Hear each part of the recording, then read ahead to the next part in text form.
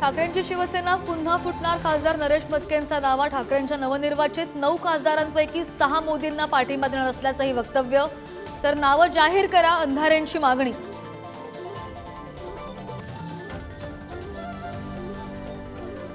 मनोज जरांगेंचं आजपासून जालन्यामधील अंतरवाली सराटीमध्ये आमरण उपोषण. सगळे सोयरे अधिसूचनेचं कायद्यात रूपांतर करा, जरांगेंची मागणी.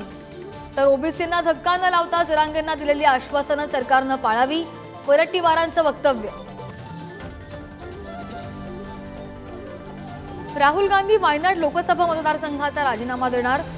वायनाड आणि रायबरेली 2 मतदारसंघातून राहुल गांधी विजयी.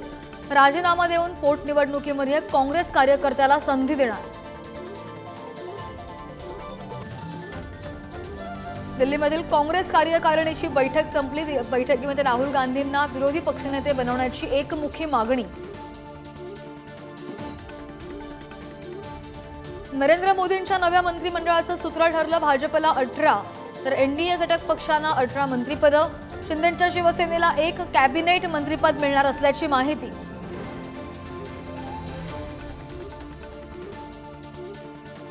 देशात 1 वर्षाच्या आत मध्यावधी निवडणूक लागणार. छत्तीसगडचे माजी मुख्यमंत्री भूपेश बघेल यांचं मोठं विधान.